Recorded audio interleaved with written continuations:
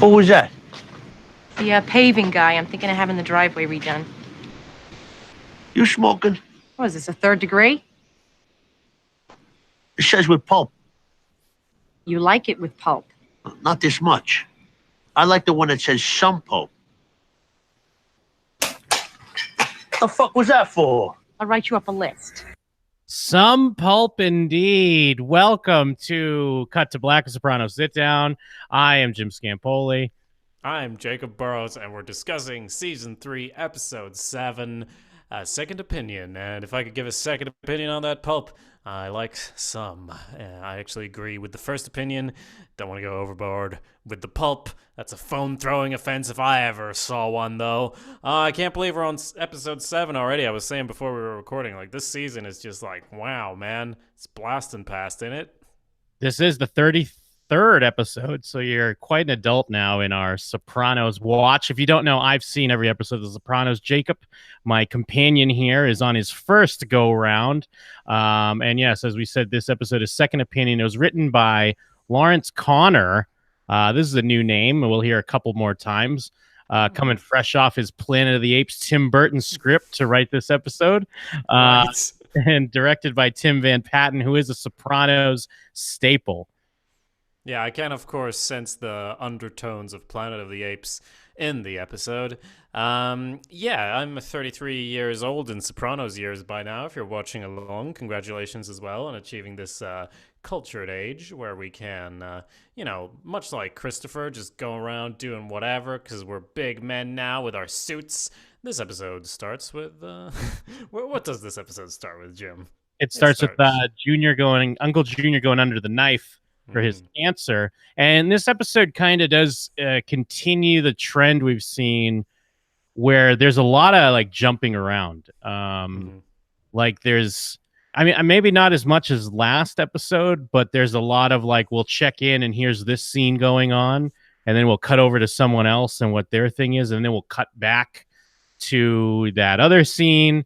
It's kind of an interesting way to do it. I don't know if it's just because this guy wrote Planet of the Apes or what. But that's where we're at. So, yeah, we have Junior going under the knife with Dr. Kennedy, and he has some, I guess not really fever dreams, but surgery dreams where, the FBI comes in and they're like, just give up Tony, we'll cure your cancer. And he's like, and then you hear Olivia Soprano's voice a bit and kind of a little montage as he's kind of coming out of anesthesia. Well, you see the spinning newspaper as well saying that he's, free and he indicted his nephew, which is such a fun thing because it's such a cheesy old movie type thing that you can imagine that it would be happening in his brain, Yeah. Probably happening in my brain as well, but like even more so in Junior's. So he eventually comes to there. Everyone is really happy about it. And they're really congratulating Dr. Kennedy, this doctor who really doesn't care that much. I mean, it's a job. Like, let's wrap him up. I don't care. He's probably fine. Like, that's the impression you get from when he's getting him wrapped up there. But can't really blame him. It's just a job. This guy ain't special. It's not like he's got mob connections or anything. Yeah, I do like this more realistic version of a doctor in a TV show. And I think they even have a line, maybe Bobby says something like, it's not like doctors on TV, which is true. And it's also understandable. I mean, you do, of course, want your doctor to take a very special interest and make sure you get better. But at the same time, you don't expect them to take on your wounds as their inner wounds, like in TV shows. Yeah. So, yeah, I kind of like how they play with this. And even Tony even has to go up to him and be like, any favor you need, doctor, you let me know. And I mean, I always wonder with some of these characters. I mean, I guess I assume he has an understanding of who Tony Soprano is. But I mean, he's pretty nonchalant, like, yeah, okay, whatever. And, on to the next Dr. Kennedy. Yeah, he's kind of, smiling as, all right, thanks, man. I really appreciate that in my doctor life, which is much more important because he's a hotshot. We get that impression for sure. He likes slicing and dicing him up. If I've learned anything from doctor shows, those are the ones you need to watch out for because they'll slice and dice you. But what else are they going to do for you? Take on your emotional trauma? I think not. Nope. So, yes, anyway, they're all very happy with Kennedy for now. Then we move on to a scene in Satriali's. No, the Bing? I think it's the Bing because they're playing pool. Yeah. And Yeah, they wouldn't have a pool table there. Makes sense. Because they're always in the back, and I'm like, it's one of the places. It's one or the other. And then suddenly they brought out that VIP place the other time. I'm like, yes, this is the Bing. Well, Yeah. it's much nicer than I remember it. But anyway, they're hassling Christopher. They're basically he rightly says, well, you bet this money, you should give it to me. And Polly Walnuts is like, you wearing a wire? Is this kid wearing a wire? And they make him strip down. Yes, we've always well, I mean, maybe not always, but we're really getting the sense here of this Paulie and Chris kind of rivalry slash. Paulie is almost like a big brother giving him shit. Yeah, because it's great when Chris is like, yeah, that's $70 or whatever he says, and then Paulie just says, yeah, good luck getting it. Like such a shitty thing where if like Chris lost, it wouldn't be going that way. And he diverts it nicely because as we're finding out, maid guys are under probation because so many people are turning witness. So they use this opportunity to make him strict naked, make fun of his dick. Well, I guess you could call that a dick. Yeah, a barrel of laughs. Like again, we're seeing a little bit more of be careful what you wish for Christopher Moltisanti because being made ain't quite all it's cracked up to be. Yeah. And then we have a dinner scene again here with Tony eating away at that chicken, saying, oh, yeah, you got to go on the field trip to Washington. And it's to the FBI headquarters. What's that got to do with anything, huh? Go there. Write down what you see. So, yeah, is there a phone call? Yeah. And Tony kind of has to head off. But the main part here of this scene, it continues into the next one where, Carmilla's kind of upset at her parents getting a free ride as far as like you get all the benefits of being connected to Tony, but what does she say again? She says that she's paid the price for it, but they haven't. Yeah, I earn it because it's like her mom's being much like TV moms are to their daughters, which I assume what real moms are like to their daughters. I'm not a daughter, so I can't say for sure. Well, not a Gilmore Girl mother. Well, depends on which one, I guess. But yes, being overbearing and judgmental, especially about Tony, making comments about how, he's leaving in the middle of dinner, and then AJ leaves in the middle of dinner because he's got homework. And they bring up Angelo Stanford.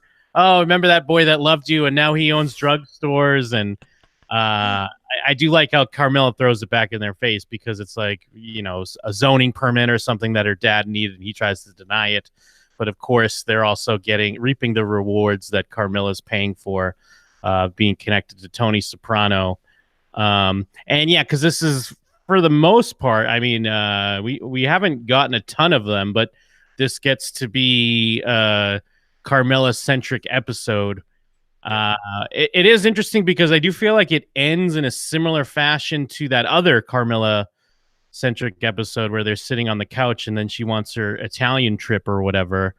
So I mean, I guess it's obviously it's on purpose because we see her go through these kind of feelings of doubt, but also like throughout this episode, she's kind of alone as far as not just Tony, but AJ and Meadow as well.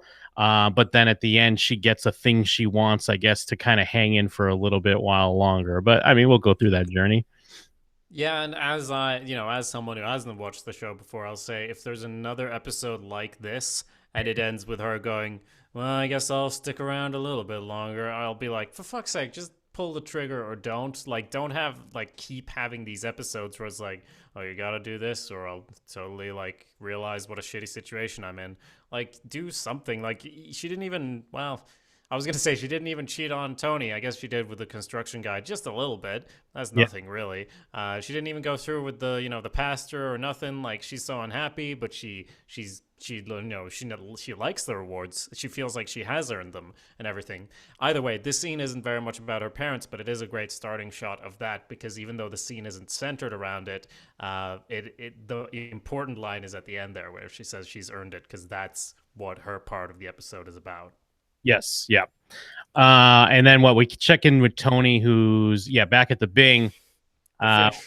Yes, with the singing big mouth bass, and I love this. I love how they use this because, I mean, this was a legit timing wise, this was a craze. This was like, oh my God, the singing bass on the wall. Like every dad and uncle had one, and they were like, look at it, look what it does.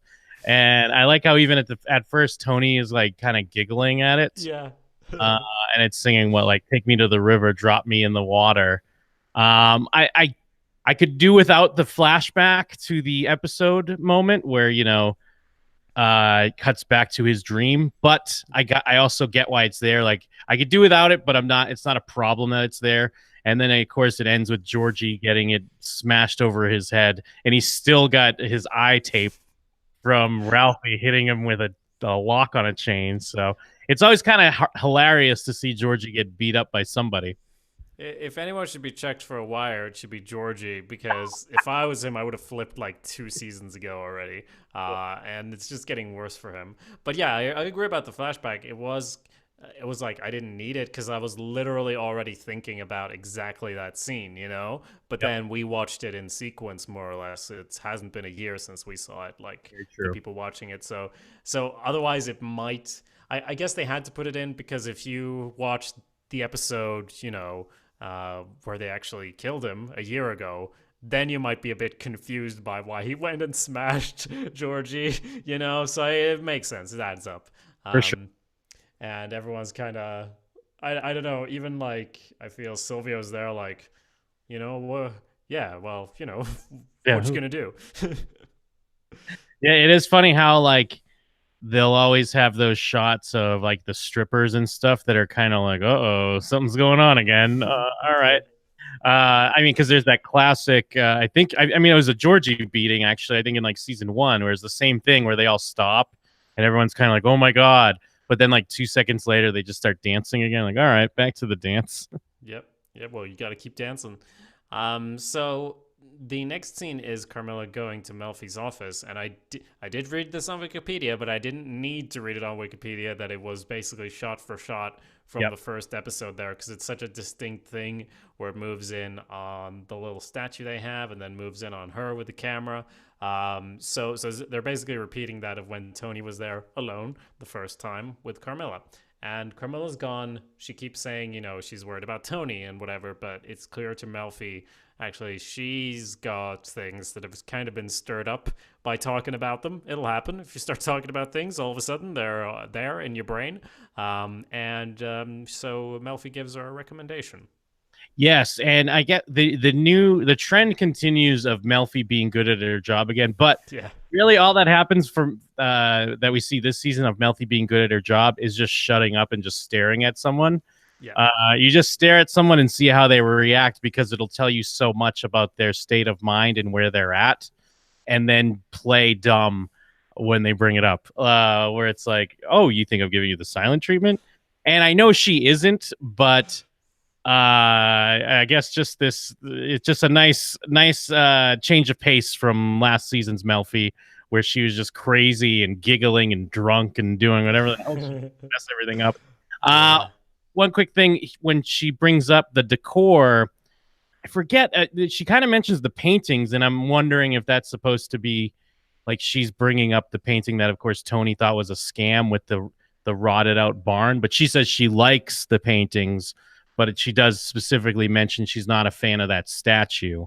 I mean, I don't even know if that was specifically a nod, but I kind of picked up on that. I like that. And yeah, I like how it, you know, she at first says something about how Tony can't come, but then she quickly just narcs on him and is like, no, he didn't want to come. He said, fuck that shit.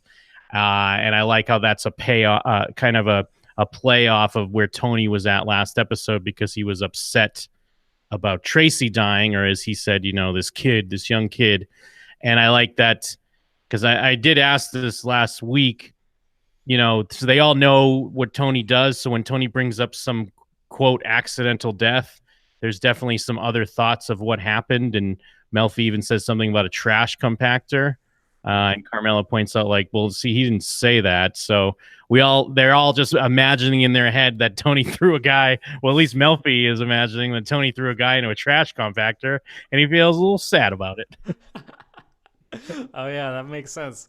But for Carmilla, it's when like she's the one who questions that illusion that they're all living under, because that's what she's questioning a bit in her own life. And that's when she sort of breaks down just a little bit, starts crying there, because of, she feels a need to face that reality of, he reports to a strip club. Who knows how he spends his days? And the cheating and whatever, that's whatever, but like, am I married to a monster? Am I a monster? And Melfi's like, you need a therapist. Yeah, you need to talk to someone. And I loved her. Oh, that's silly. That's ridiculous. Thank you. She takes the paper. Like, this won't be needed. This is ridiculous. Thank you for the time and the recommendation. I'll just take this piece of paper, whatever. I'm not just going to leave it on the table. Yeah, exactly.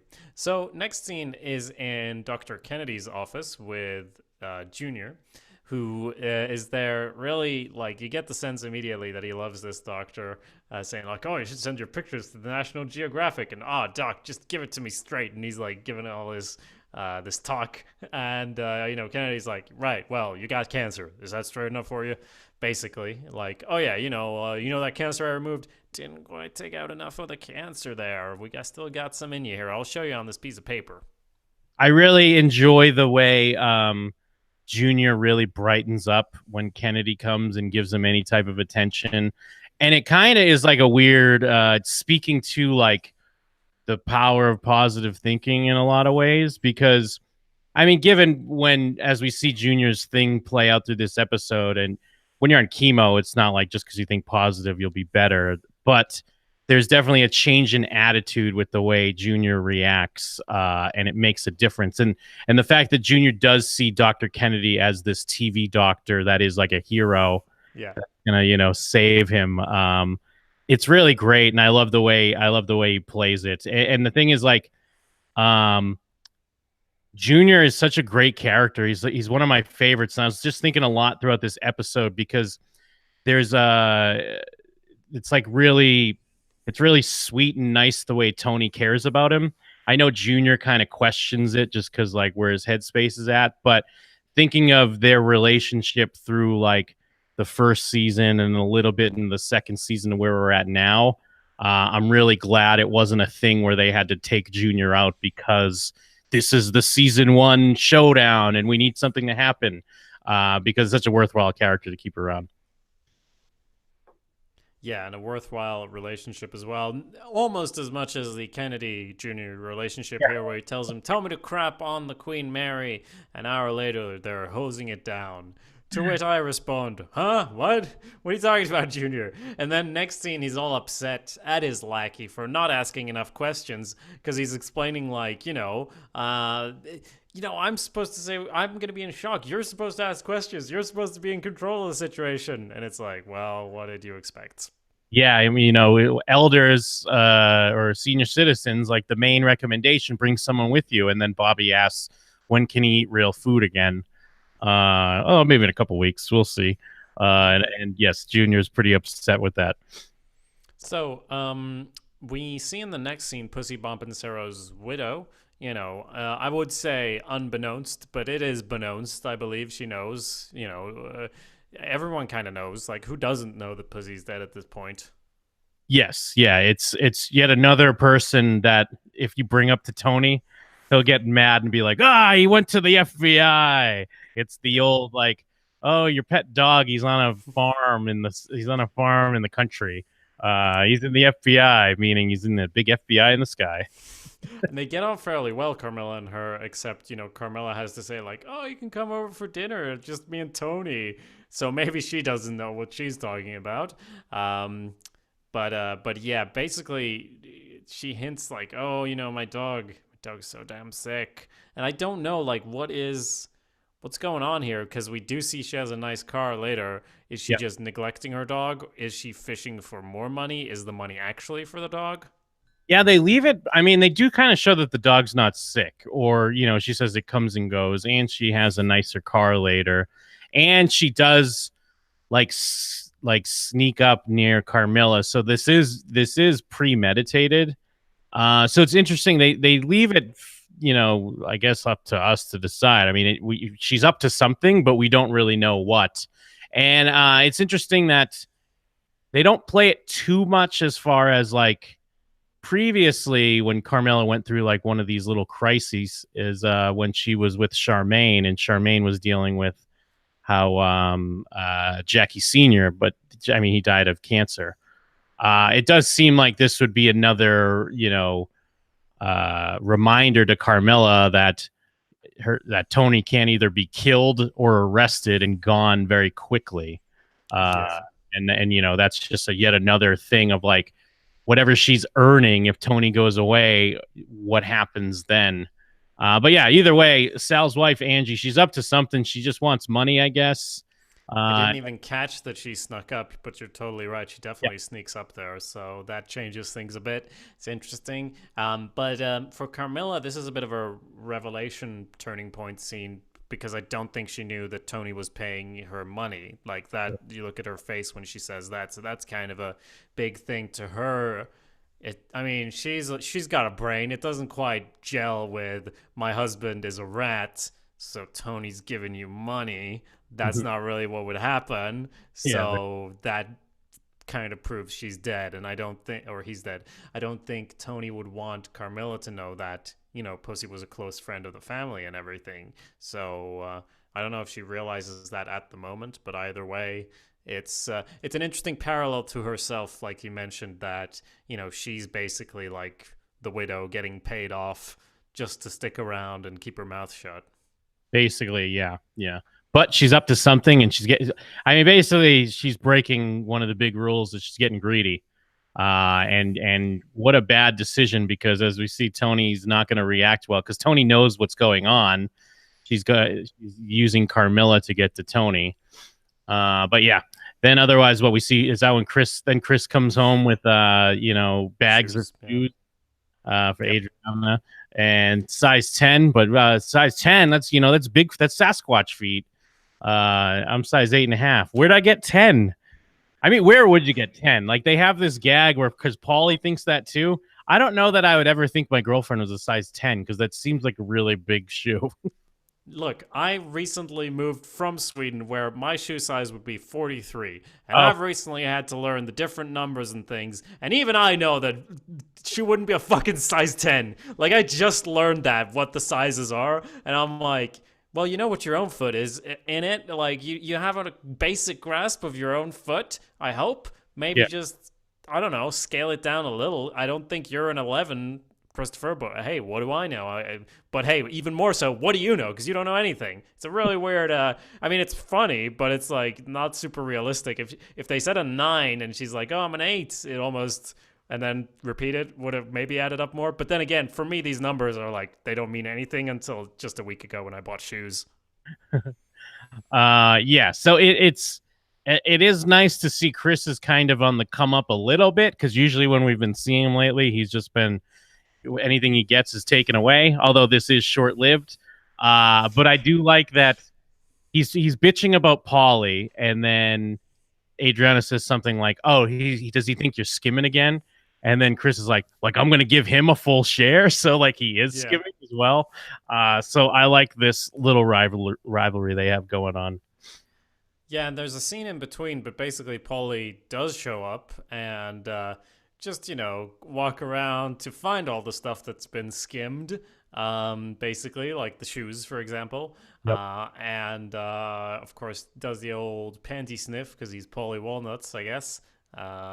That's the reason for that. Well, and but the build up to that too, when they're having the discussion of like your history, your sexual history, and he mentions like having sex with somebody's mother, and then she has a story about how Penn from Penn and Teller followed her into the bathroom and she blew him, and then he gets all mad and he's like, "You whore!" He like grabs her, like throws her off the bed. It's hilarious. Like it really. I mean, I know we goof on The Sopranos as a sitcom, and this necessarily wouldn't be a sitcom scene, but in a Sopranos dark comedy sitcom, completely. I would watch a whole sitcom like that. Well, they would change the language, but it would be a Seinfeld episode of like, but you were talking about your sexual exploits. Yeah, but that's Penn. He's the big guy. Why couldn't it be the small guy, eh? So there's possibilities there. We can always do one of those edits. Stepping back for a moment, Tony does come home at one point, and he's in a rarely good mood, I think. Because he's grabbing dinner. He's like, "Oh, this is perfect. It doesn't even need to be heated up. Your cooking is delicious." And Carmilla's not feeling it. She's just flipping her magazine. Yeah, I like it because I feel like Tony thinks like he's saying that and he's kind of making things better because he's like, "Oh my God, this cooking's so great." But it's still, I mean, what we've seen Carmilla go through is, yeah, like her family is gone now for the most part. And of course, she ran into Angie and she's got all this stuff on her mind. And I believe, yeah, this is where she kind of tells Tony how she ran into her and, she got a sick dog and Tony calls her a cunt or whatever because he starts saying, that miserable fuck that went to the FBI and his cunt wife. So it's really interesting how things really, get escalated quickly with this interaction. Yeah, and this is also where we bring up we need to meet with the dean or whatever from the college to talk about donations and so on, which comes up again later. But skipping ahead then, we do have the scene with Polly Walnuts and the panties and all that. And after that, Carmilla does show up at college, tries to get in to the room, and then just has to go and sit down. I wonder what she's thinking about. I really like this scene because we just kind of hang there for a little bit and let it play out. And I mean, it's like such a Carmilla situation where she's got all this shit that she's carrying. Like of course she's brought food, she's brought leftovers with her, and then she's got, I don't know if it's just extra clothes or laundry or whatever the fuck. She's got all this shit, and then she's just sitting by herself waiting. And I believe there's like a song playing that they play over the credits as well. But I don't know. I like that we just take the time to stop for a bit because, especially like I said, a lot of these scenes like we're cutting around, but we kind of just hang in this moment before Meadow comes out, and then Meadow. It's not that Meadow's being a bitch here, but it kind of just helps weigh in the like how ungrateful like Carmilla's family is, because like food and blaming Tony and her kind of Carmilla to an extension over the Noah situation, and she's even just trying to like just talk to her, and it's it's not going well. Yeah, absolutely. And like, food, I'm starved. And she tries to talk about, there's this talk where she picks up a book like, this looks interesting, and she says what book she's reading. Let's see, I don't know who it is. They're reading something, probably in the book club. Yeah, I meant to make a note of that. And yeah, Meadow says like, I wish I could read fiction. I wish I had time to read fiction. And then Barbara Kingsolver. I don't know what that is. And then she picks up one of Meadow's books and she's like, "Oh, we're way past that now." And then I like Carmella even has like she has a flyer for some seminar, like some classic college, like come save the world seminar. And then she's even kind of amazed by it, like, "Oh, I hope you're taking advantage of these things." Yeah. It's such a like lame-o mom, like whatever mom, lame ass. Everyone hands you flyers. Come on. Yeah. No cool. So yes, and then I'm just trying to find a track here of because Carmilla also brings up Noah as she's worried it'll affect your grades, and then Meadow brings up, you call losing a wonderful man because of Dad a thing, because he's just called it the Noah thing. So Meadow's in denial about this is all because of my dumb dad. She's still mad at him. What I do think is sort of true, but not for what she's thinking. Like it's not the racism thing. Because we were talking about that Noah's dad probably had some sort of hand in it, finding out who Meadow's family is. But also just Meadow in general. Yeah, she's just kind of in denial either way. I will say Carmilla gets a good zinger in there when Meadow says, "Don't drag me into whatever bullshit accommodational pretense you've got." And Carmilla's like, "Was that last night's reading assignment?" So Junior is making food? Oh, yeah, he's making like some power food. Yeah, he's got to blend something down. I don't know what he puts in initially, and then he's pouring milk on. It looks like fucking meat. It looks like raw meat, which makes me go, what? Yeah. And it's a nice sort of tip off or sort of like homage to when he got his hand stuck in the sink, because it kind of it's another thing showing that like when he's on his own, it's not great. And I like how it plays out because I could totally see myself doing that, because he puts the lid on, but then he's like, oh wait, I want to add a little bit more milk. But you still in your head, you're like, I already put the lid on, and then and then of course he hits the blender, it goes everywhere. And then Tony shows up, and Well, that's some sort of accommodational pretense from your side, because I'm like, put the fucking lid on, you idiot. It's right there. So I don't know what that moment where sometimes you're not thinking, and then maybe even you pick up a hot pan, and you're like, ah, fuck, why did I do that? Yeah. No, you're right. I get it. But it looked kind of funny there. But then, add to that just being an old man, like coming out of surgery, going into another surgery. He's got things on his mind, all right? Yeah, oh, that's very true. But Tony's there like, hey, you look better. It's great. And Junior says, hey, if you're going to lie to me, tell me there's a broad in the car that wants to tongue my balls, or whatever he says. And Tony rightfully is like, do you want that? Like, because I have a place, you know? Well, that's like, way. Yeah. And then this is where we kind of get into the idea of Dr. Kennedy, and his name's John Kennedy, and like why it's such a big deal for Junior. And I think it like one of the interactions just ends with Junior going, I love that man. And then I'm honestly wondering, does he mean Dr. Kennedy or does he mean John F. Kennedy? I mean, I assume he means John F. Kennedy, but he also loves Dr. Kennedy as well. Well, it's the same in his mind. Like, it's literally like a weird superstitious thing of like, well, it's the name of that guy I love, so I love him. And I don't, which of the Kennedys is which? Like, because he says like, that was the brother. And I'm like, I don't even know. They're just Kennedys to me. Oh, John F. Kennedy was the president that was assassinated. I believe he means, I'm not sure if he means Robert Kennedy. But it was something about, I just assumed that it was like, this guy cracked down on, us mobsters. He's like, no, that was the brother. That's what I got from it anyway. But that makes sense. And I love Bobby comes in, and then Junior rightfully calls him on getting White Castle because he could smell the burgers on him. But then it's also, like, I know that's a funny thing, like, oh, this fat piece of shit went and got burgers, but it's also kind of a sweet thing because he went to eat burgers outside, not in front of Junior, because he knows Junior can't have food right now. Yeah. So his heart was in the right place. And then Tony starts talking about how maybe he needs to get a second opinion, going back under the knife so soon. And then we get another kind of Junior's walking through his thought process here, although I don't think his read is as well in this situation as it was with Richie last season. Well, yeah. And as someone who hasn't watched this, I'm really like, is this where it all gets fucked for Junior? Because it's very clear, like, oh, we didn't cut enough, we're gonna cut out more of it. I'm sure, he is old, there is a risk factor, but when they eventually, I mean, I'm jumping ahead, but when they do get together this panel to make the decision's like, what? Oh, that guy's gonna be there? Fuck it, let's just do the chemo. Like, it's not a good decision, and maybe Kennedy was right, and then after that they can't even reach him. I know, again, I'm jumping, but like, is this where Tony unintentionally kills Junior? I know you can't comment, but it's like, I don't know, were they gonna cut it out? Was he gonna be fine?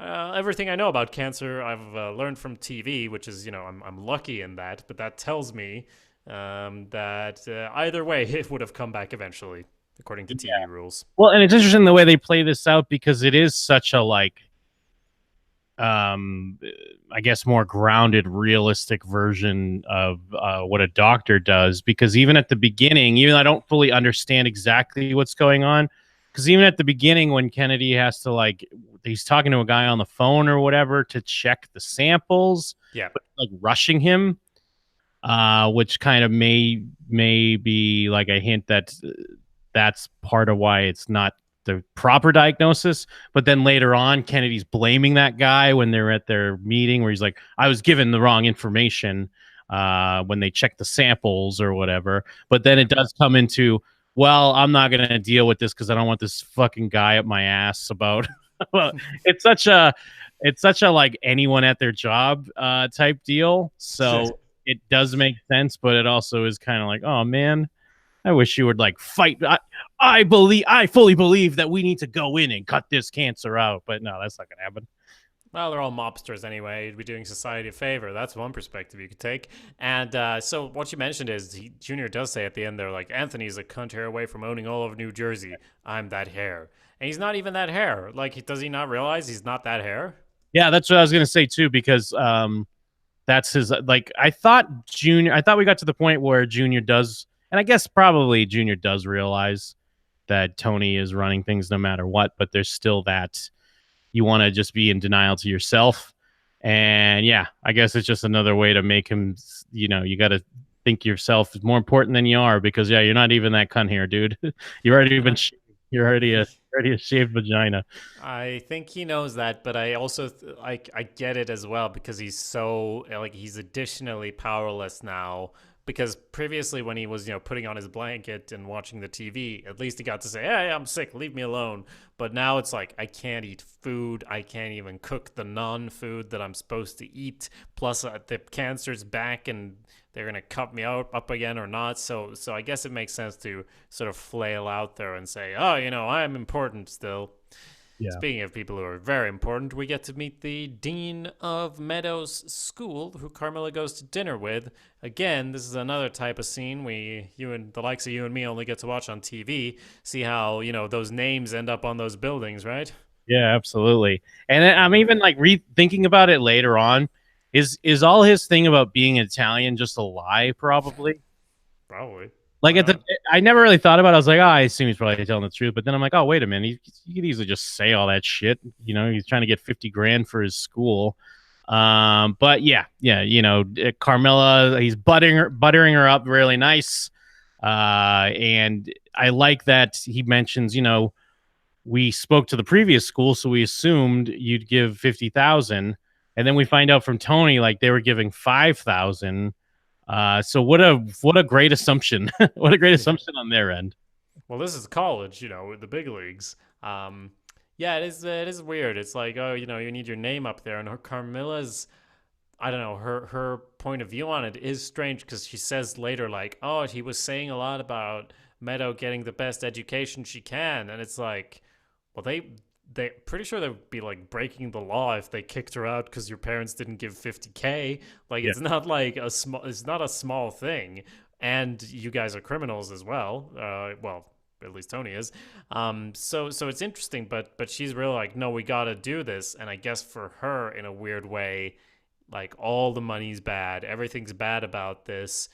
In a way, it goes to something good, but it doesn't really, because it's just a building. Someone else would have paid it. It's going to be your name up there. It's some sort of almost societal recognition to counteract all the negative stuff she's getting this episode.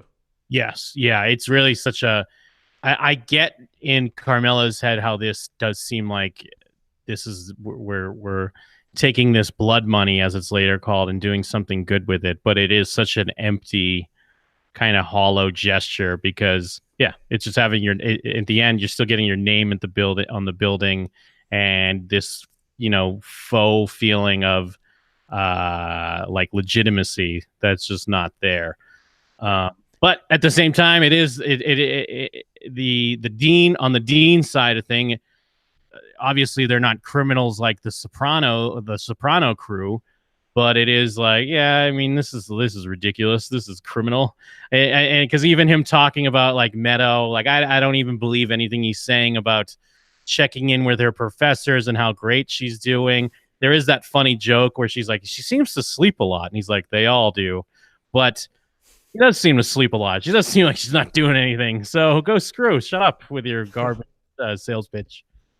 Yes. So speaking of sales pitch, Tony shows up with a bat to what's her name, Angie's place, and beats the crap out of a car.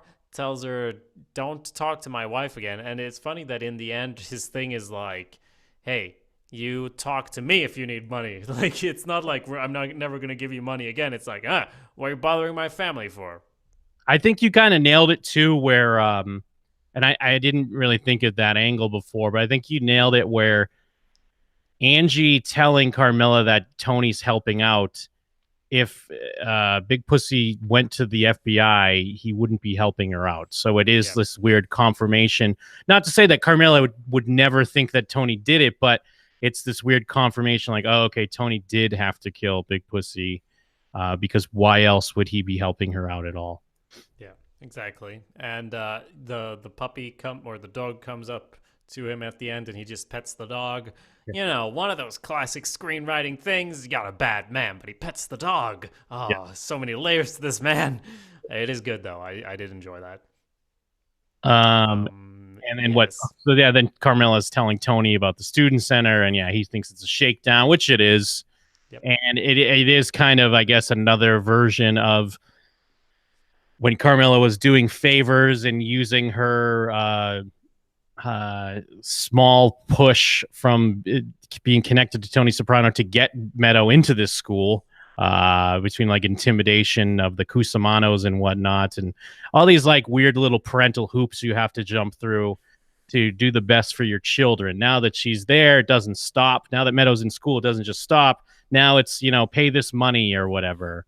Because there is, even though it's not that you get kicked out of school, but I do feel like there is this weird understanding of like, if something does happen or if grades did slip, there would be concessions would be made because, oh, your family name is on the building. So it makes it even more of an empty like gesture, because it is just more of a selfish thing in the end for the Soprano family. Yeah, but college ain't even that hard though, and she had top grades in high school. She was doing a lot of drugs at the time, but still, she could do more and she'd be fine. That's how drugs work, kids.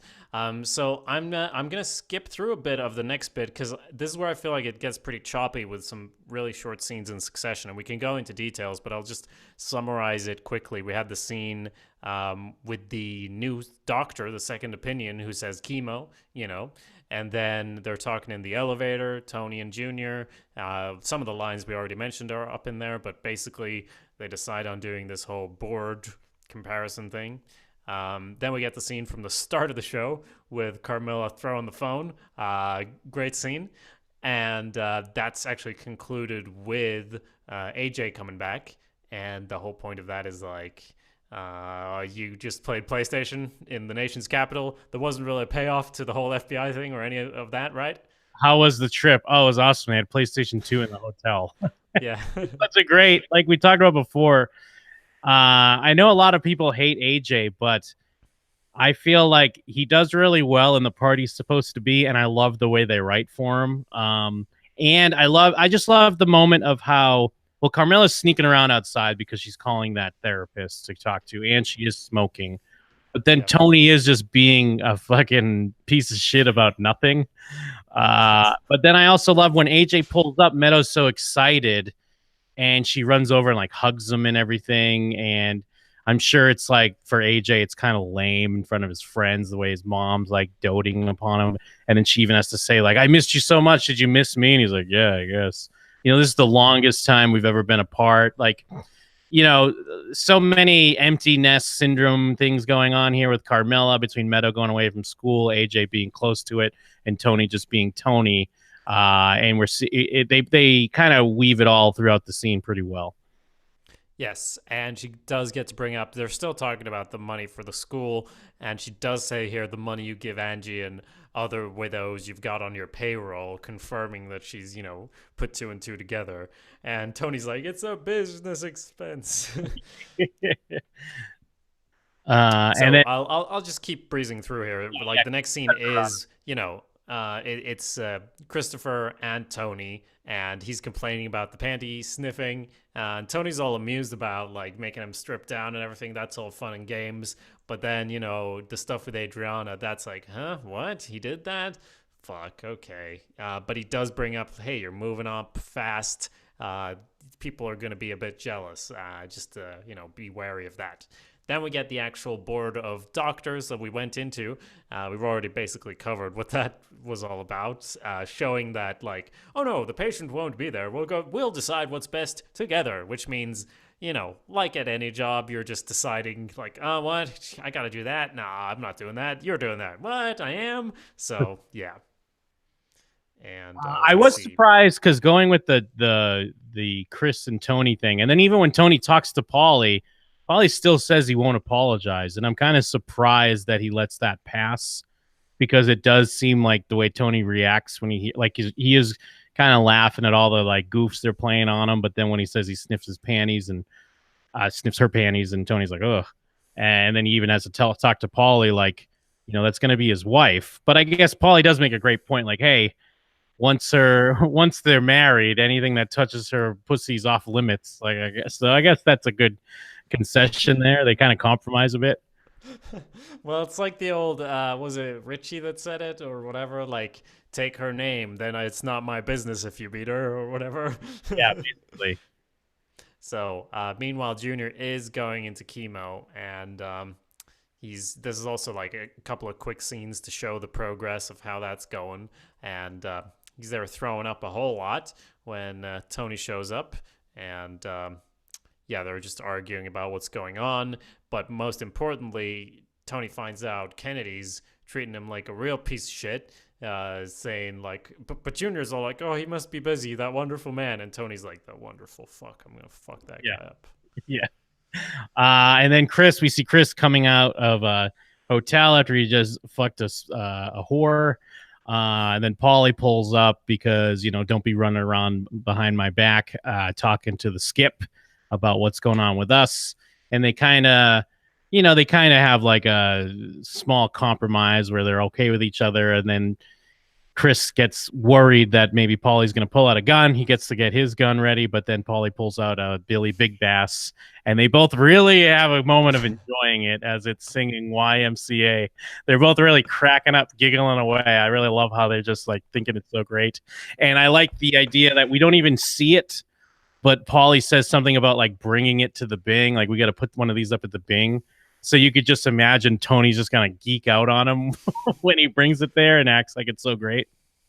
Yeah, I almost thought Paulie knows that Tony hates those and he's going to give it to him to put up, as a sort of get you back. Yeah. So then there's the golf. What is it with doctors and golf, eh? I guess it is all like on TV. They all go golfing. But he goes off on his own, away from the herd of other doctors, and that's when the mobsters will pull up and sort of give you a club and humiliate you a bit, just kind of bully you, throw your hat off, slap the pager out of your hand, all that stuff. Sorry, go ahead. I love Furio in this scene. When he's like, I got the same one. I got this titanium, like it added to my swing or whatever. And he's like, yeah, my friend here, he goes like Mr. Smith or something. He doesn't really play golf. And he just goes, stupid fucking game. Well, and it's interesting, too, because I guess thinking about it, this episode doesn't have a lot of mafioso stuff in it. I mean, I guess Chris and Paulie to a point, but they're just Paulie's just kind of hazing Chris a bit. It's not too mafia. This is like the most mafia scene in it because they're just intimidating a doctor on the golf course. They make him back up into the lake or whatever. And yeah, there's a bee on your head and he smashes his hat off and Tony smashes his record out of his hand. It's so great because that actor too, like that plays Dr. Kennedy, I feel like he's always cast as like a smarmy, like douchebag, and they play with that a lot. And so it's like nice to see him being scared here. And especially because he is treating Junior like shit. So it is nice to see him get somewhat of a comeuppance here. I had to look him up because I was like, I definitely recognize this guy, but I don't know from what. And it could have been like a dozen things because as far as I could tell, he doesn't have like one huge roles, but he's been in, I don't know, 100 TV shows. Yeah, he's one of those guys. Like, yeah, it's not necessarily that he has this big known part, but he's in so much stuff. But he's usually great in everything he's in. I think his face may have imprinted in my brain from Freaks and Geeks, which he was in. Was he the dad? Was he? Well, he wasn't, but he was something. Like because I was also like, was he the dad? Like, who the fuck was he? Well, I meant like the dad that gets divorced, but I could be remembering that wrong. I don't even know. You look it up. I'll skip ahead here into the next scene where we got Carmilla going to her therapist, and this is apparently someone who helped train Melfi, which is really interesting because they have totally different approaches, not entirely, not fundamentally, but as far as, oh, I'm someone with mob money coming in here, and Melfi's like, ooh, this is exciting, and this man is like, therapy has become a lie in this country. It's just a way for vain people to satisfy their shallow urges. Therapy is supposed to tell you what to do. I'm going to tell you what to do. And it's like, wow, okay, I guess The Sopranos would be 1 season long if you were the main therapist. Real quick, yes, it's Neil's dad. It is Neil's dad. Yeah, and when they're getting a divorce, like he's cheating on his mom, I believe. But anyways, spoilers for freaks and geeks. But yes, I love this character, this therapist. It is interesting. I thought the exact same thing you were just saying of how, like, how would he be a connection to Melfi? But I guess maybe it was just a semester because she didn't quite pick up a ton from him. And I love his attitude and the way he doesn't give her an out. And what is his comment? He's like, just go to any like ethnic pride parade or mall and you'll see exactly what I'm talking about. Patients want to be excused for their behavior because of events in their childhood. And yeah, just like you said, visit any shopping mall or ethnic pride parade, okay, to find out what I'm talking about. And Carmela's like, what we say in here stays in here. And his answer should have been, I fucking hope so, because I just said something really weird here. But yeah, basically it will. So she lays out that it's the mafia, or rather he uses the word mafia, and that sort of makes her break down. Again, she has to face this thing that she knows about. It's part of her life, but she doesn't say it out loud, and it's different when you say it out loud. Yes, yeah, and he mentions that she's an accomplice, and she kind of fights back against that, and he says, okay, you're an enabler. You cook his meals, take care of his children, or keep his house in order, what have you. It is a real direct, like it's almost hard, but I guess it's not hard to imagine because it's kind of what this show's about. But usually in a TV show, this moment is the moment for a character because it's like, here is a character telling you everything that's wrong with you. But I guess, especially the way Sopranos plays things and the way we would do this in reality, just because someone tells us everything that's wrong with us and we know that they're right and we know their advice is good doesn't necessarily mean we're going to follow it. But I do think this is a very interesting, pivotal moment for Carmela either way, because this is what she's been dancing around this whole show, even going back, of course, to the college episode with Father Phil. This has always been the big thing on her mind. So it's not even that he's telling her anything she doesn't know, but I like how it's all laid out pretty thin and I'm pretty plain and like right in her face. And I love the line, the only thing you can never say is that you haven't been told. It's such a great sum up of like what's going on here. Yeah, absolutely. And I gotta love as well when he's like, you should trust your initial impulse and consider leaving him. And she's like, so you think I need to define my boundaries more clearly? Stop internalizing. And he's like, no. What did I just say? And she's like, leave him? He's like, yeah, you should leave him. Yeah, and also like, you can't take his money. It's none of this like, I need to get an apartment, get child support. And he's like, no, you don't understand. Like, it's blood money. I mean, it is. Yeah. So speaking of blood, next scene we do have Junior sitting down, getting more chemotherapy, and it's like, oh, this idiot here doing it. Oh, if only Dr. Kennedy was here. And he's here. He's coming in like, you young whippersnapper, you. How's it going? And he's doing the thing. He's laying it on thick.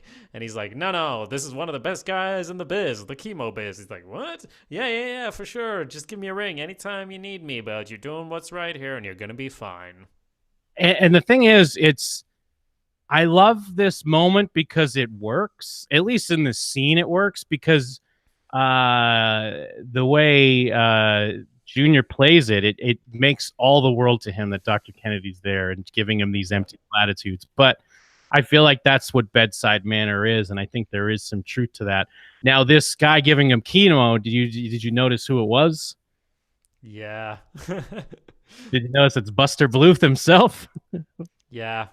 I didn't notice until just now, actually, because I skipped up to the scene here, and I was like, that guy looks familiar. The way he doesn't have a line at all, right? He doesn't say anything. But he's also acting like his Shit. reaction. He's acting like for people, if you haven't watched Arrested Development, it's Buster Bluth, one of the characters in Arrested Development, is the one giving him chemo, and he has no lines, but he can't help but it's almost like he's being Buster in this scene, because when Dr. Kennedy's saying how he's like the greatest and all that, he's doing like the confused like What? and Me? mother. Yeah. But yeah, I love one of the things great about going through this show too was like so many people just popped up on it. It's like when you rewatch Seinfeld and you see everyone popping up. Sopranos was one of those rites of passages. Yes. So next scene, I believe, is the final scene with Carmilla and Tony, where Tony comes in and she's on the couch. She's been in the couch. And Tony actually, with his emotional, awareness and everything, suggests that maybe things have gotten stirred up in you. Maybe you need to go see a shrink. He's basically doing what Melfi did just a little bit later, because even he can see what's going on at this point. The phone's being thrown, that's whatever, but now he's like, maybe you need to go see someone. She doesn't say I already did. She says, like, I have time for that, even though she's the one who's always encouraged him to do that. In the end, she already said they put us down for $50K. Yeah, basically. And she tells him without, there's subtext, but it's very clear. Like, look, something big's going to happen if you don't do this. And, Tony picks up on that. I do like this underlying thing of how even earlier in the episode when Carmilla brings up to her parents that like we're seeing progress, like I've been seeing his therapist with him. They don't quite outright say it, but there's this idea that even the parents are like, therapy, ugh. Yeah. And Carmilla acts that way a little bit too, the way she's being flippant about Tony's suggestion. It's kind of this idea of like, therapy, that's for you, that's not for me, even though we do know she did see a therapist and basically told her exactly what she should do with her life. And it's Tony and his infinite way to read the room is also like, look like you can use a night off from cooking. Maybe we should go out. I still, even though it is very, like we brought up earlier, it's very reminiscent of that previous episode that ends very similar to this. I still really like it, and I like how it comes together. And it is, much like we saw with Chris Moltisanti and his depression, the way it kind of comes up on you. And yeah, Carmilla is just kind of, by the end of this episode, all she can be is just a heap on the couch. She's not even up in her room sleeping. She's just curled up in a blanket burrito and doesn't want to talk to anyone. And her line too of like, everyone else in this house sleeps all day. I figured I'd try it out. That's a great line. Yeah. And I just wanted to point out a detail. It is interesting that it's only through Tony's resistance that I can tell what is a lot of money and what isn't to him. Because he's, okay, maybe we'll do 5. And then when Carmilla keeps pushing 50, it's like, maybe 10. And he's like, I already told 50. And then, like, because it could have started, like, if they said, I don't know, even more, because you don't have any sense of scale with these people, so it is interesting to find out, and I don't even know how much of that's a lot of money, and how much of it is this is a shakedown, because maybe that's not a lot of money. Yeah, I do get the impression that Tony could definitely, the fact that he does do it or is going to do it, I think does show that he could do it from the start.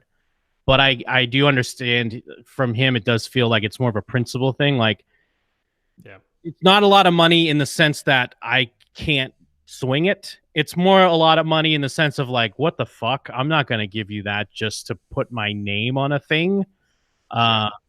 Because I don't know. I forget. There's been times where he's just like walking around with like 30 grand or, what did they give? What did he give Arena? Didn't he give her like 50 grand or something like that when she had her breakdown, his Russian. Probably.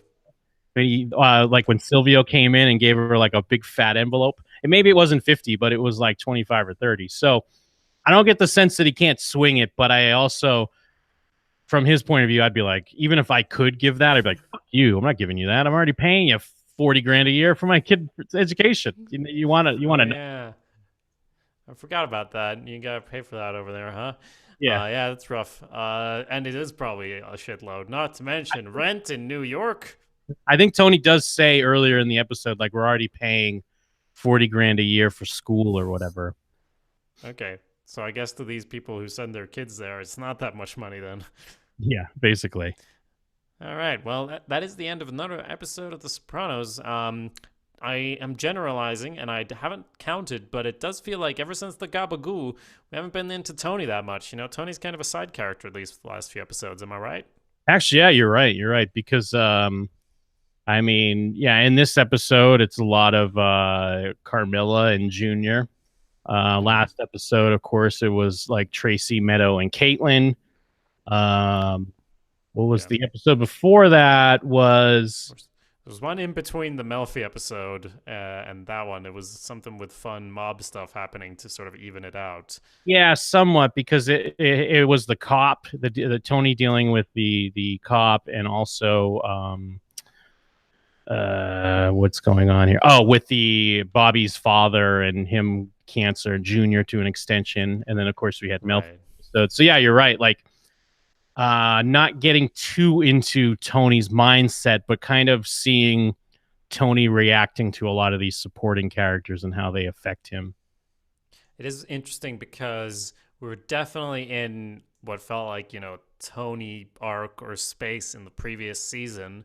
This season started out a bit weird because, you know, we had the FBI episode with the lamp. That didn't really pay off.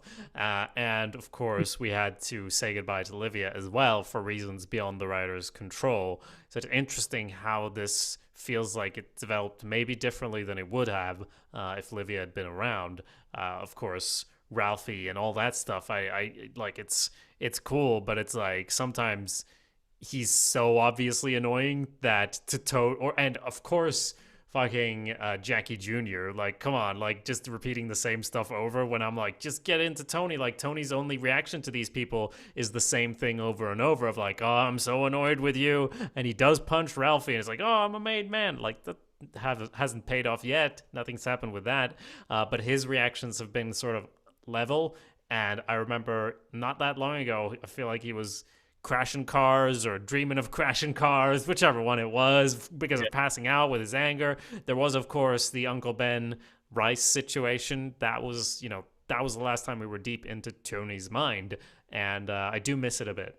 Yeah, no, I agree. And especially like they haven't leaned into it fully yet, but I mean the seeds are there because there's somewhat of a formula between, I mean, season one, it was mostly, you know, Junior was the kind of rising threat for Tony. And then season two was Richie. And now here in season three, it's like what we're seeing with Ralphie and kind of the resentment or the rivalry that's growing there. But we still have an April in the mix because we have Jackie Jr. kind of bumming around, popping in to be like, hey, go back to school. Hey, I want to be a gangster. So, I mean, we'll see where they go with that. Yeah, for sure. And maybe you are watching for the first time and you have no idea where they're going. Why not send your theories? I'm going to guess you've watched it before, though. I think most of the people listening to a podcast about it have probably watched it. But if not, I would be interested in your perspective. Do you agree with me? What would you like to see more of? Send your thoughts to showswhatyouknowshow at gmail.com. And there is, of course, one more thing we ask for every time. Just like the dancers at Bada Bing, we got to keep dancing for our supper, which we do every day with our voice dances for your ear enjoyment, ear pleasures. Where am I going with this? I'm going, please leave us an iTunes review. That was the point of all of that. You can find us on iTunes. Just leave a review. Maybe 5 stars. Maybe write a little something. It does help if you write in a little thing, and we will definitely read your review on the show. Yes, pretend that we're a dancer at the Bing. Maybe we're Tracy, and you're just making it rain reviews on iTunes. Even if you don't necessarily use iTunes, we do prefer that if possible. But of course, Stitcher or any of your different podcast needs, we do appreciate reviews and ratings. That helps us out, helps the show out, and we keep this train a trucking. I use Castbox because I'm an idiot. No, it's fine. It's a good one. You can leave a review there, I think. I don't know. Whichever one you're using, really. And send it in to showswhatyouknowshow@gmail.com. But beyond that, I really just have one more thing to say, Jim. Oh, yeah, what's that? Check out jimandthem.com and awesomepedia.org and cut to black.